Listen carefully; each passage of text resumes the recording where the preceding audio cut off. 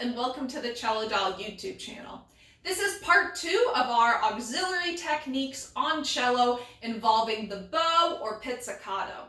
If you haven't seen part 1 yet, I would highly recommend checking it out because we cover some basic auxiliary techniques, and by now we're going to start getting a little more avant-garde out of the box. So you can watch them in whatever order you would like, but if you want to start there, then I will provide a link here where you can click on it easily and watch that video. This is an awesome video for both cellists and composers who want to learn more about how to notate and perform auxiliary techniques. And if you have any questions by the end of this video, be sure to leave them in the comments so Chelly and I can help you out. So now we're going to go on to some pizzicato. And we are going to talk about one of my favorite techniques, Bartok Pizz. Love me some Bartok Pizz. Also known as snap pizz. It's called Bartok Pizz because the composer Bela Bartok was known for putting it on the map, so his name is associated with this technique. So the way I like to do this pizz is between my thumb and whatever finger I like to normally pluck with. So some people do first finger, some people do second finger. I'm a second finger kind of gal. And you hold the string between the two fingers, you pull it up, give it some height, and then you let go. So I have it between my fingers, I pull up, I let go. And that snapping sound you hear is the string coming down really fast and bouncing off the fingerboard.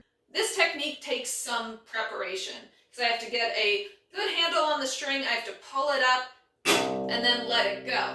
With that said, if you put a bunch of eighth notes in a row that are all Bartok Pizz and it's a fast tempo, they're not all going to be clean because I have to really rush the preparation. So I often recommend that composers put a rest before and after the Bartok Pizz to give us time to transition in and out of that technique.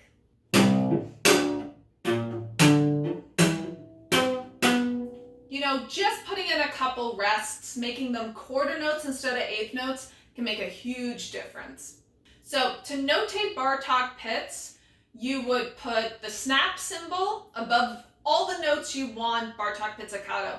And it looks like a circle with a vertical line through it. And wouldn't hurt to also put pizzicato underneath that pitch to have those two notations together, because for cello left-hand fingerings, that symbol is also sometimes used to indicate the thumb in thumb position. So just to make things clear, also including the word pizz wouldn't hurt. Now, a note for cellists and string players in general, the more Bartok Pizz you have, the more you are stretching the string on a microscopic level. And it doesn't seem like a lot, but if you have a whole movement where there's a lot of Bartok Pizz, your strings are going to ride flat. So would highly recommend retuning before you go on to the next movement or in between pieces, right after you have a lot of Bartok Pizz. Another thing about snap pizz, you are going to hear a louder sound effect, a louder snap on the lower strings versus the higher strings. And I mean this both on the cello and also across the string family. Violin Bartok Pizz is not heard very well except on the G string. Love me, open G, violin Bartok Pizz. It's a really cool sound. You're not really going to hear it on the other three strings unless, again, you have a whole violin section of an orchestra doing it at the same time. Solo violin on a higher string is not going to be super audible. I'll also show you across the strings on cello how you can hear the difference from open A to open C. It's a huge difference, right?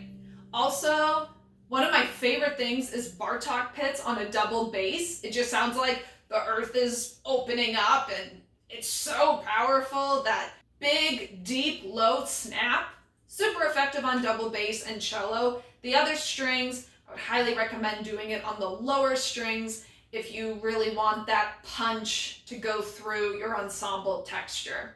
So now let's talk about more avant-garde stuff we can do. You can also have your player bow beyond the fingerboard on the strings here.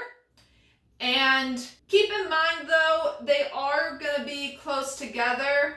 So you can do kind of an improv section. You can also bow the tailpiece, and then even more so, you can actually bow the endpin. Now I know it might sound very out of the box, but they are very unique sounds. I don't think I've plucked beyond the bridge, but I've done the other three where I've bowed in those three spots. I would highly recommend adding some fresh rosin to your bow. The sound effect tends to come out more if you have more rosin on your bow and you use a very slow and steady bow speed with a lot of hair on that tailpiece or endpin. And you sometimes can get a harmonic out of it, which is kind of cool. And it kind of gives this whispering whistle of a pitch if you can get it right. And again, this is gonna be super, super darn soft. If you have this as a principal solo in an orchestra, it's not gonna be heard. So you really need to clear the texture away for effects like these. And also keep in mind, if you have a wolf tone on your string, it really is gonna affect the pizzicato. So maybe take it off for that movement. Now in a performance, I can't really see very well because of the bridge is blocking my finger. I like to tilt my cello on my left knee for these techniques.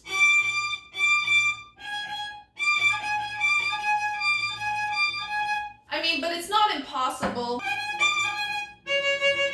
You just have to practice that coordination. Now for the tailpiece, I would definitely bend over, and for the endpin, I would really have to bend over. For the sake of camera angles, we're gonna put Shelly up on my knee so you can see this a little better. It kind of sounds like a groan.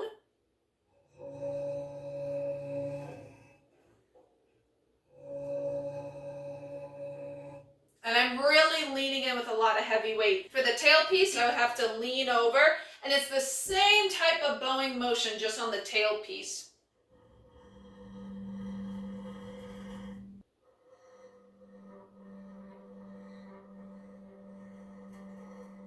So you'll definitely have to experiment which part of the bow and which part of the tailpiece sounds best on your cello. All right, my dolls, that was your second part of auxiliary techniques involving the bow or pizzicato for cello. If you enjoyed the video, Shelly and I would really appreciate it. It'd be so swell if you could give us that thumbs up, a like, and subscribe to our channel to show your support and see future videos. If you want to go above and beyond, Shelly and I are on Patreon, where you can get exclusive access to content, early releases of music videos, MP3s, and more.